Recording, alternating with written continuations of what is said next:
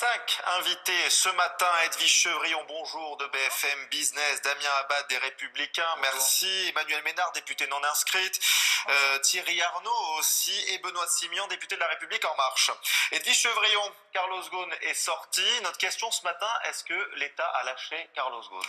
En tous les cas, il l'a soutenu, il a fait le minimum, c'est ce qu'on peut dire. Il a minimum parce que l'ambassadeur a joué son rôle, le consulat a joué son rôle. Ce qu'on peut voir quand même, c'est que Carlos Ghosn a remercié sa famille, ses proches, ses amis. Il n'a pas remercié le gouvernement français. Donc ça, c'est un point important à souligner. Ça veut donc dire qu'il considère qu'il n'a pas été soutenu par le gouvernement français. Écoutez Bruno Le Maire, d'ailleurs, ce matin, qui parlait des GAFA, cette taxe sur les grandes multinationales, et qui n'a pas manqué de parler de présomption d'innocence. Vous pourrez réagir juste après. C'est une bonne chose que Carlos Ghosn puisse se défendre librement et sereinement. Et sa libération permettra à Carlos Ghosn de se défendre librement et sereinement. Dans toute cette affaire, depuis le premier jour, j'ai rappelé sans cesse le principe de la présomption d'innocence. Et il est essentiel de protéger ce principe de la présomption d'innocence et de laisser à chacun la liberté de se défendre dans les meilleures conditions possibles et sereinement. Ça va être le cas pour Carlos Ghosn puisqu'il est désormais libéré. Enfin, en 15 jours, son sort était quand même plié. C'est un tandem qu'il a remplacé à la tête de Renault. Oui, absolument. Enfin, cela dit, il fallait le remplacer, dans le sens où une entreprise de la taille de Renault, Nissan aussi, ne pouvait pas rester sans président trop longtemps. En tous les cas, ça n'a pas été bon du tout pour l'entreprise. Donc ça, c'est une mesure qu'il fallait prendre, absolument le remplacer. Ce qu'il y a, c'est qu'on n'a pas du tout entendu pour l'instant la défense de Carlos Ghosn. On n'a entendu que d'un côté. On a entendu Nissan, ce qu'il disait. Ont été distillées des informations sur la fête à Versailles, sur la fête de ses 60 ans, que des éléments négatifs à l'égard de Carlos Ghosn. Donc maintenant, c'est intéressant de voir dans quel état d'esprit il va être, parce qu'il est affaibli, son avocat l'a dit sur ce même plateau. Il va sans doute avoir besoin de se reconstituer, même physiquement et moralement, mais à mon avis, il va passer rapidement quand même à l'attaque. Il devrait faire une conférence de presse dans le centre de la presse étrangère. En tous les cas, elle est très attendue là-bas. Il faut voir quand même que c'est un événement, la libération de Carlos Ghosn, et qui vont... Je pense que Carlos Ghosn, il va certainement s'expliquer, et qu'il va peut-être, le connaissant assez bien, il va sans doute régler quelques comptes vis-à-vis de Nissan, où évidemment on lui reproche beaucoup de choses, et puis vis-à-vis de Renault. Il y a beaucoup de personnalités qui lui doivent leur carrière en l'occurrence. Donc ça va être intéressant de voir ce qu'il va faire Carlos Ghosn. Il va certainement se défendre, et là on rentre vraiment dans une nouvelle phase de cette affaire Carlos Ghosn, et puis aussi l'impact que ça peut avoir sur la gouvernance au niveau de Renault et de Nissan. On rappelle que l'État français est le premier actionnaire de Renault, 15% du capital. Benoît Simian, je me tourne vers vous. L'État, il ne s'est pas un peu débarrassé rapidement de Carlos Ghosn quand même? En tout cas, c'est une affaire aujourd'hui qui mérite d'être instruite par les pouvoirs judiciaires japonais. Je n'ai pas de commentaire particulier à faire sur cette affaire, si ce n'est que l'aventure qui a été couronnée de succès chez Renault doit se poursuivre. Aujourd'hui, le choix qui a été fait, c'est de placer Jean-Dominique Sénard et Thierry Bolloré comme président et directeur, et donc là il y a un changement de stratégie dans la gouvernance, puisque jusqu'à maintenant il y avait un seul PDG, avec parfois les dérives que cela sous-tend. Là très clairement, comme l'a dit Bruno Le Maire, c'est la présomption d'innocence qui prime. Il va y avoir 200 jours de détention quand même. Carlos Ghosn va pouvoir se défendre. Il y a un enjeu industriel qui... Vous savez, on est là vis-à-vis de stratégie industrielle et de coups bas parfois, parce que c'est un groupe plutôt envieux, Renault. Oui. Donc rien ne doit être exclu. Après, il n'empêche qu'il faut laisser la justice faire son travail, et moi en tant que parlementaire, je n'ai pas à m'immiscer dans ce type d'affaires. Ce qu'on peut juste dire, c'est qu'il y avait Carlos Ghosn qui était emprisonné, on en a beaucoup parlé en France, mais il y avait aussi Greg Kelly, l'américain, qui lui a été numéro 2, très proche de Carlos Ghosn chez Nissan. Et il a été, lui, libéré. Alors certes, il a besoin de prendre des médicaments, il a une maladie, mais en tous les cas, on voit que la pression du gouvernement américain, elle a été utile, parce que c'est sûr que les États-Unis pèsent plus lourd au Japon que la France. Emmanuel Ménard, ça vous faisait beaucoup rire, là. Oui, parce que d'abord, première réflexion, je dis, je suis pas une spécialiste du Japon, mais je suis contente de ne pas avoir affaire à la justice japonaise, parce qu'apparemment, ça plaisante pas là-bas. Et deuxième chose, oui, je peux être que d'accord avec vous. Enfin, c'est vraiment la défense, quand on entend Bruno Le Maire, c'est la défense minimum. Enfin, ah oui, il faut qu'il puisse se défendre librement et sereinement. Enfin, pour dire ça, autant rien dire. Enfin, qui peut ne pas être d'accord avec cette phrase? Non, franchement, ça ressemble quand même à un lâchage en race campagne. Et je serais Carlos Ghosn, même si, alors là, je ne vais pas m'immiscer dans le cours de la justice, je ne sais pas de quoi il est responsable, coupable ou quoi que ce soit. Personne, en l'occurrence. Personne ne le sait. Personne. Voilà, mais je ne serais pas ravie, moi, du peu de soutien de la part du gouvernement français. Ça, c'est Carlos Ghosn, il dénonce un complot. Qu'est-ce que vous en pensez, Damien Abad? Deux remarques. D'abord, je me mets à la place de nos téléspectateurs qui doivent se dire il faut quand même que ce monsieur paye 8 millions d'euros pour pouvoir sortir. Et il peut les payer. Oui, et c'est pas à la portée de tout le monde. Et moi, déjà, ça me choque. Ça me choque parce que je considère que dans la justice, on doit être justiciable comme un autre, qu'on soit PDG d'une grande entreprise, qu'on soit simple employé ou simple salarié. Et c'est déjà un sujet en tant que tel. S'il doit être libéré, même sous condition, il doit être libéré pour des raisons factuelles et pas pour des raisons financières. La deuxième remarque, effectivement, c'est la méthode de la justice japonaise qui est effectivement très rude. Il ne s'agit pas ici de commenter sur le fond, parce que personne ne sait sur le fond de l'affaire, mais je note aussi le certain langue de bois et surtout la gêne en fait du gouvernement par rapport à ce dossier. On voit bien qu'ils sont gênés parce que d'un côté ils veulent pas, appuyer encore plus où ça fait mal pour Carlos Ghosn, et dans le même temps ils veulent pas cautionner éventuellement un système dans lequel ils seraient responsables. Donc on voit bien qu'il y a une certaine ambiguïté et qu'effectivement on a une déclaration du ministre de l'économie et des finances qui est une déclaration pour ne rien dire. Mais moi ce que je regrette là-dedans, j'aurais préféré à la limite, vous voyez que on puisse, que justice soit faite dans de meilleures conditions peut-être pour Carlos Ghosn et sans, je dirais toujours ces conditions financières qui sont choquante pour le grand public. Il y a un point intéressant à voir, c'est que donc le procureur avait fait appel de cette libération plusieurs fois, et là ils n'ont pas trouvé un autre chef d'inculpation, un quatrième chef d'inculpation. Donc ça veut dire que le dossier, il n'est pas si plein que ça contre Carlos Ghosn. Vous avez lancé un appel, oui. Mud on Ghosn, vraiment à chercher toute la bouffe qu'il faut y avoir dans cette affaire. Ça veut dire quand même que la justice peine à trouver des chefs d'inculpation, de nouveaux chefs d'inculpation vis-à-vis de Carlos Ghosn, et ça peut montrer qu'il faut s'attendre à une offensive judiciaire de la part des avocats et de l'ancien patron de Renault-Nissan. Il ne faut pas oublier que nous sommes dans un contexte de guerre commerciale au niveau des constructeurs automobiles. Moi, j'en fais les frais sur ma circonscription aujourd'hui avec la fermeture du site de Ford. Oui. Donc, cela, dans la spéculation, peut laisser penser à tous les coups bas possibles. Après, il faut laisser la justice japonaise faire son travail. Il ne nous appartient ni à vous ni à moi. Nous n'avons pas les éléments pour parler de cela. Mais c'est une hypothèse qu'il ne faut pas exclure malgré tout. Thierry Arnaud, c'est un embarras politique, ça, pour le gouvernement, ce cas Carlos Ghosn, diplomatique aussi? Un dossier industriel de cette importance, il a forcément toujours une dimension politique, et ça explique la prudence, la grande prudence du gouvernement, car on voit bien qu'il y a deux sujets dans le sujet. Le premier, c'est le sort judiciaire de Carlos Ghosn, et le deuxième, c'est l'avenir industriel de ce groupe et l'avenir industriel en particulier de cette alliance. Et est-ce que l'alliance Renault-Nissan va pouvoir survivre ou pas à cette affaire Ghosn? Et c'est ça la question qui est posée, et c'est la raison pour laquelle le gouvernement est extrêmement circonspect, parce que sa priorité, ça n'est, pour des raisons compréhensibles, pas l'avenir de M. Ghosn, c'est l'avenir du groupe. Avec le secteur de l'automobile qui est très particulier en France, évidemment colossal employeur, mais qui est traité toujours, on le sent, avec beaucoup de précautions. Oui, parce qu'il y a beaucoup d'emplois en jeu, il y a une politique industrielle en jeu, il y a maintenant toujours une dimension diplomatique, parce que quel que soit le groupe automobile que vous regardez, ça existe, c'est vrai en France, mais c'est vrai partout dans le monde, ce sont désormais des groupes internationaux. Il y a l'alliance au Japon s'agissant de Renault, il y a un actionnariat chinois désormais très important s'agissant du groupe PSA par exemple, il y a des alliances internationales, donc ce sont des dossiers éminemment politiques, à la fois par leur résonance en termes d'emploi, en termes de politique industrielle, et aussi, désormais, parce qu'il y a des considérations diplomatiques. Edwige Chevrillon, est-ce que Renault peut pâtir de cette crise, finalement? C'est-à-dire qu'il y a deux gros enjeux, Thierry l'a mentionné à l'instant. Il y a un enjeu de gouvernance très très important. On sait que Jean-Dominique Sénard a été au Japon et va repartir au Japon pour savoir qui va prendre la place de Carlos Ghosn à la tête de Nissan. Les Japonais veulent que ça soit un Japonais, mais normalement il est prévu que ça soit un Français. C'est sans doute du reste un peu tout le point de départ de cette affaire Carlos Ghosn.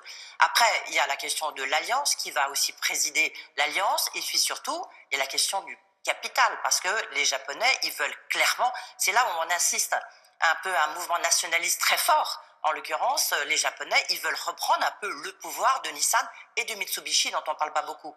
Mais donc des deux constructeurs industriels japonais, c'est important pour eux qu'ils restent japonais. Donc je pense qu'on va avoir un bras de fer extrêmement compliqué pour le gouvernement français qui, on le voit bien, ne veulent pas froisser les Japonais, mais en même temps qui doivent affirmer en tous les cas, leurs prérogatives, parce que vous l'avez souligné, c'est quand même l'État français est le premier actionnaire de Renault.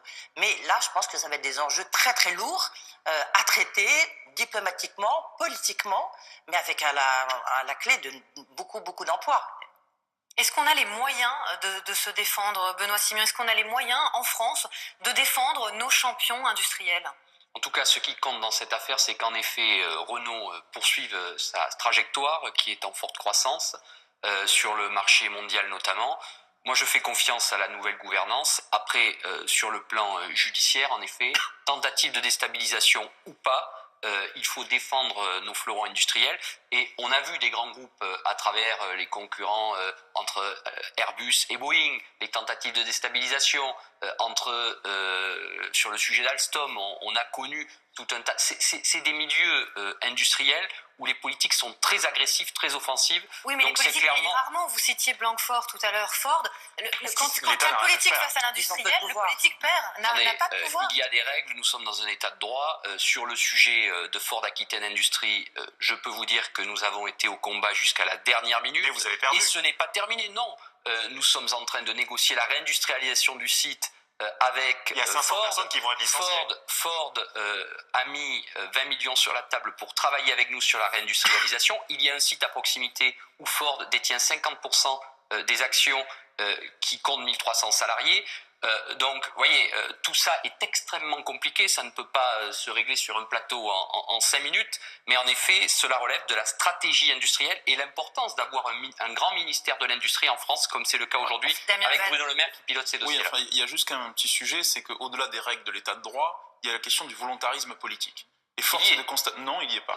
J'ai travaillé depuis des mois avec Bruno Le Maire sur le sujet de Ford, je peux vous dire je vous ai écouté avec attention, la réalité c'est celle-là, on peut faire des discours, on peut faire des déclarations, mais la réalité des faits est têtue. Et la réalité des faits, c'est qu'il n'y a pas de volontarisme politique. Je ne dis pas que c'est facile, je dis simplement qu'aujourd'hui, la politique industrielle, on le voit bien en France, mais aussi en Europe, est sous-estimée et sous-dimensionnée, parce qu'on a érigé la politique de la concurrence tout en haut du toit européen, et au nom de cette politique de concurrence, on empêche parfois des fusions de grands groupes industriels. Alstom Siemens, vous avez raison, les solutions sont européennes. Prenons la loi Pacte. Il y a dans cette loi Pacte un projet de privatisation d'ADP, d'Aéroports de Paris. Comment voulez-vous dire que dans la même phrase, qu'on va défendre des fleurons industriels français, qu'on va essayer d'avoir une stratégie industrielle et commerciale offensive, et que dans le même temps, et je ne suis pas contre les privatisations par nature, mais que dans le même temps, dans un choix aussi stratégique qu'Aéroports de Paris, on va finalement prendre des décisions de privatisation. Pour faire quoi? Pour gagner de l'argent rapidement. Et je suis très à l'aise avec ça parce que je pense que notre propre gouvernement à droite a fait la même erreur quand on a privatisé les sociétés d'autoroutes. Et que donc il faut qu'on ait une réflexion stratégique dans ce pays. Et la vraie difficulté aujourd'hui, c'est qu'il n'y a plus de stratégie industrielle, c'est qu'on navigue à vue et qu'effectivement le politique a malheureusement très peu d'impact. Il y a les énergies de demain. Moi je travaille sur le sujet de la réindustrialisation du site de Ford Aquitaine Industrie à Blanquefort. Où justement on a un industriel hydrogène de France, c'est les énergies de demain qui souhaitent investir sur le site. Donc je peux vous dire que sur ces sujets-là, l'État est au rendez-vous et accompagne avec la banque de soutien à l'investissement ce type d'industriel. Donc je ne peux pas vous laisser dire que rien n'est fait. Aujourd'hui on a Bruno Le Maire qui est volontariste sur ce sujet. Nous sommes dans une situation compliquée. Nous héritons d'un passif extrêmement négatif en matière de compétitivité. 6 mois, 1 an, mais au bout de 2 ans, ça commence à... Mais c'est le cas, vous savez, la politique, c'est le temps long, et les décisions qui sont prises aujourd'hui, les politiques futures, dans 5 à 10 ans, les récolteront. Alors, laissons faire le temps long et arrêtons de vouloir brader, justement, comme l'a dit M. Abad, les aéroports de Paris, la Française des Jeux, des entreprises qui fonctionnent, qui rapportent énormément d'argent à l'État et qu'on s'apprête à vendre, comme ça, en 5 minutes, si j'ose dire, avec, effectivement, ce sera décidé par la loi Pacte qui revient dans l'hémicycle la semaine prochaine. C'est un vrai problème. Et on n'entend pas, dès qu'on pose une question sur ces sujets à Bruno Le Maire, on a toujours la même réponse, c'est « Ah, mais vous n'y comprenez rien ». En gros, de toute façon, dans l'opposition, on n'y comprend jamais rien. Ce sont des entreprises qui rapportent beaucoup d'argent, mais il faut investir. Il faut investir quand on sait ce que ça va rapporter, quand on va vendre, et ce que ça pourrait rapporter si on gardait. quand même, à un moment donné, il y a une question de bon sens, tout bêtement, Il a répondu lors des pragmatisme. questions au gouvernement sur ce sujet. Il y a des choix qui sont faits pour soutenir les industries On de a le demain droit de et questionner générer ces du choix. cash. En effet, On a le droit de ADP est questionner en ces forte choix. croissance, 7% de croissance, c'est un fleuron aujourd'hui, mais l'État ne peut pas tout faire. Quand l'État est actionnaire d'un groupe, qu'est-ce que ça change concrètement? En quoi est-il davantage protégé, davantage plus fort? Aucunement, c'est plus, je dirais, une histoire industrielle. En l'occurrence, l'État est actionnaire d'Orange, parce qu'Orange était France Télécom, donc il reste actionnaire. Du reste, il y a tout un Renault, débat c'est sur la depuis la guerre. participation. Renault, c'est depuis la guerre. Donc on reste actionnaire. Et puis Renault, c'est vrai que c'est un symbole politique français. En tous les cas, c'est certain. Il y a beaucoup de groupes comme ça où c'est vrai que l'État, on se demande, dans l'armement, l'industrie défense, là évidemment, Dassault, Thales, Safran, il y a beaucoup d'entreprises où l'État est présent. Il y a des entreprises où l'État est présent, ça se justifie moins. Il y a Engie, donc effectivement, il y a une baisse de participation de l'État, mais l'État reste actionnaire. Pour ADP, c'est vrai qu'on peut se poser la question. La réponse de Bruno Le Maire, vous la connaissez mieux que moi, c'est de dire les 8 milliards de privatisation vont servir à ce fonds d'innovation qui va servir à numériser l'économie française et les entreprises françaises. Donc il y a de l'argent pour savoir où est-ce qu'il faut mieux le mettre. Est-ce qu'il faut le mettre dans ADP ou est-ce qu'il faut mieux le mettre dans l'innovation de l'industrie française? C'est un peu tout le débat. C'est vrai qu'il y a quand même en mémoire la privatisation des autoroutes qui ont été pas forcément un succès, du moins aux yeux des Français. Pas très judicieux, c'est le moins qu'on puisse dire. Oui, on a des belles autoroutes, qu'on peut dire quand même, par rapport à d'autres. Qui coûte cher. Le meilleur réseau d'Europe, ce qui n'est pas le cas du réseau qui n'a pas été concédé, où nous sommes passés de la 2e à la 7e place au niveau européen, avec un réseau qui se dégrade et qu'aujourd'hui l'État n'est plus capable d'entretenir. Donc c'est aussi la réalité. Très cher mais qui coûte en effet très cher. ADP a des meilleurs C'est l'héritage, en effet, il y a eu des choix désastreux par le passé. Oui, mais ne d'accord. recommençons pas ces choix désastreux. Mais Tirons les leçons du passé, justement. Sur la politique industrielle, il y a quand même des choses qui sont importantes et sur lesquelles on peut agir. La question de la fiscalité est un enjeu important, la question de la compétitivité des entreprises, la question des charges sociales, la question de l'environnement économique, de l'attractivité, de la question de la fibre optique, sont des sujets sur lesquels le politique doit agir en responsabilité. Donc il a besoin d'argent, c'est pour ça qu'il veut privatiser la Française des Jeux. Pour investir sur les industries de demain, dégager du cash immédiatement. L'État n'a pas vocation à tout faire. La Française des Jeux, excusez-moi. Dans le budget français, il n'y a pas de principe d'affectation des dépenses et des recettes. Donc la réalité, on verra si toutes les recettes qui sont dégagées d'ADP iront sur l'innovation. Permettez-moi d'en douter, compte tenu du niveau de déficit et de l'endettement de la France. La deuxième chose, c'est qu'au-delà de ça, on doit avoir une politique économique qui n'est pas celle du pompier pyromane, qui n'est pas celle d'éteindre les incendies quand c'est trop tard, qui est celle de construire un climat d'attractivité, et c'est ce qu'on ne fait pas avec ce matraquage fiscal. Sur les recettes affectées, vous avez Yves, raison, et puis on passe que le transport à la paie politique. le transport, en effet, c'est vertueux. Juste un mot, on va voir, puisqu'on parlait de dossier industriel, du rôle de l'État, ça va être intéressant de voir qu'est-ce qui va se passer sur Renault-Nissan. Est-ce que l'État français va accepter la montée en puissance des Japonais dans l'alliance Renault-Nissan? Est-ce qu'il va y avoir un rééquilibrage? À quelle hauteur? Est-ce que ça sera 50-50? Il y avait même un projet de fusion sur la table. On dit même que c'est le point de départ, en tous les cas, de cette affaire Carlos Ghosn. C'est intéressant de voir la volonté et la fermeté du gouvernement français.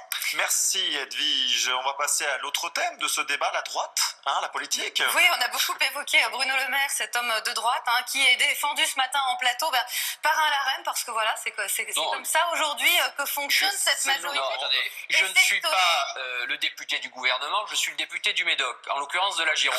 Après, quand je suis d'accord avec une politique, et là j'ai travaillé avec Bruno Le Maire sur le sujet de Ford et donc sur le sujet dont on parlait des constructeurs automobiles. Donc en effet, la politique qui est portée est la bonne. Tout ça pour nous amener à l'état de la droite aujourd'hui, ce qu'il en reste dans les dernières enquêtes pour les prochaines européennes. Elle se retrouve très loin derrière le duo de tête LaREM, le Rassemblement national, 12% Damien Abad.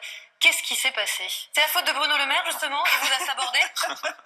Écoutez, d'abord, certes ce sont des sondages, c'est un élément factuel, mais force est de constater qu'il y a une progression aujourd'hui. La deuxième chose que je voudrais dire, c'est que dans ces élections européennes, il y a une chose que nous ne voulons pas accepter, c'est cette espèce de match qui est installé, cette espèce de duel entre d'un côté les progressistes et de l'autre les populistes. Entre d'un côté, si on est pour l'Europe, il faudrait voter pour une liste en marche, si on est contre, il faudrait voter pour les extrêmes. Eh bien, nous pensons l'exact contraire. Et nous pensons que c'est dangereux. Parce qu'aujourd'hui, l'Europe, elle est fracturée.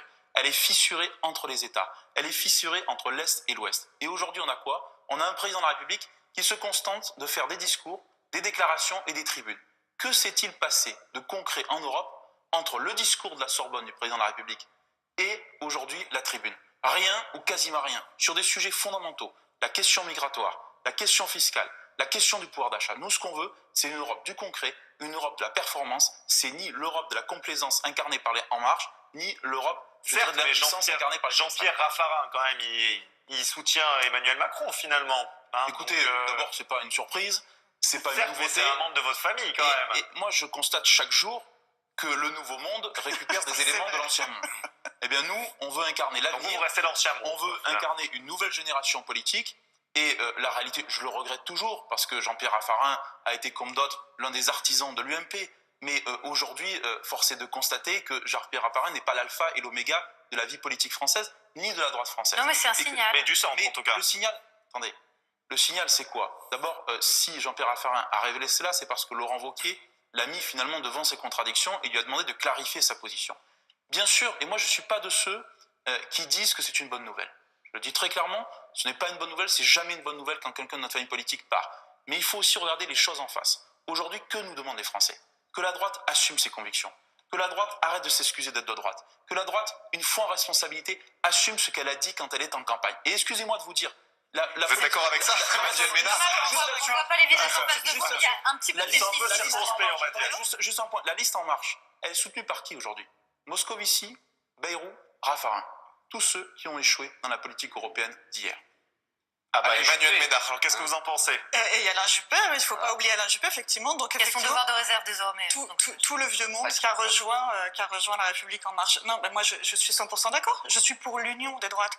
Je pense que la droite, ça doit être une droite de conviction. Aujourd'hui, si vous prenez les discours des différents partis, moi, vous savez que je ne suis pas pour le fonctionnement en parti politique. Mais si vous prenez les discours des différents partis sur l'Europe, mais qu'est-ce qui nous sépare les uns des autres? Quasiment rien. Tout le monde est pour l'Europe, mais n'est pas pour l'Europe de Bruxelles. C'est exactement ça, en fait. Et sauf que, comme l'a dit M. Abad, les thèmes majeurs, qui sont les enjeux majeurs de demain en Europe, n'ont pas été pris à bras-le-corps. J'ai souvenir du sommet européen de juin l'année dernière, juin 2018, où on avait dit, le sommet européen avait dit, en sortant de ce sommet, ils avaient dit, il faut faire passer Frontex à 10 000 personnes pour encadrer les frontières européennes. Aujourd'hui, quoi? Hier, on avait la ministre de l'Europe qui nous dit, ah, mais Frontex, vous savez, ça marche pas, ils sont Mais donc que vous lancez 600. un appel à Laurent Wauquiez, aujourd'hui vous voulez une Moi, alliance? je vous dis, et comme je l'ai dit depuis des mois, si la droite de ce pays n'est pas capable de s'unir alors qu'on a des convictions qui sont, pour l'essentiel des choses, communes, on n'y arrivera pas. Après, chacun prendra ses Thierry, un responsabilités. dernier mot. Pourquoi la droite traditionnelle a tant de mal à trouver sa place? Il y a trois raisons. Je pense que la première, d'abord, on constate que de manière générale, les Français continuent de rejeter les partis qui les ont gouvernés hier. Ça affecte la droite, ça affecte la gauche. Mais, Oui, qui est encore pire, on n'a pas parlé du PS. Ce qu'on a constaté, c'est que effectivement, la désaffection vis-à-vis du gouvernement et de la majorité ne s'est pas traduite par un principe de vase communicant, par un report des voix vers les partis qui ont gouverné hier. Le dégagisme, il est toujours là et il continue de marquer les choses. Ensuite, on voit bien que le choix de la ligne politique de Laurent Wauquiez, il a divisé son camp. Il y a eu le départ de Jean-Pierre Raffarin. Les Européennes ont fourni d'autres exemples. Le choix, par exemple, de François-Xavier Bellamy comme tête de liste a été critiqué par des gens qui sont toujours aujourd'hui membres de la famille, comme Gérard Larcher, le président du Sénat, par exemple. Ça, c'est la deuxième difficulté. Et puis la troisième, c'est qu'on voit bien qu'il n'est pas simple de définir une ligne politique claire, explicable et compréhensible par les Français, parce que en gros, ils ont l'impression d'avoir face à une offre politique qui consiste à dire si on veut plus d'Europe, en gros, on vote pour Macron. Si on est très déçu par l'Europe, si on est très eurosceptique, on vote pour Marine Le Pen ou pour les listes de gauche un peu plus dures. Et on a du mal à identifier pourquoi il faudrait voter pour la liste des Républicains aujourd'hui. Si on est déçu par Emmanuel Macron et pour l'Europe, on vote pour les Républicains. C'est le Vous avez mot de la fin de problème ce débat, on y existentiel, si je reviendra. peux me permettre. Vous avez On y un reviendra, problème Benoît Simian. existentiel parce que entre l'AREM et le Rassemblement national, vous avez un espace Rapidement. politique de plus en plus restreint. Et à cela, vous ajoutez les problèmes de tiraillement de personnes entre Laurent Wauquiez, Valérie Pécresse, etc. Vous Ça restez tous devient les très quatre, vous compliqué. inquiétez pas, on se retrouve dans 5 Voilà, c'est minutes. ça. On parlera des prisons, tout de suite.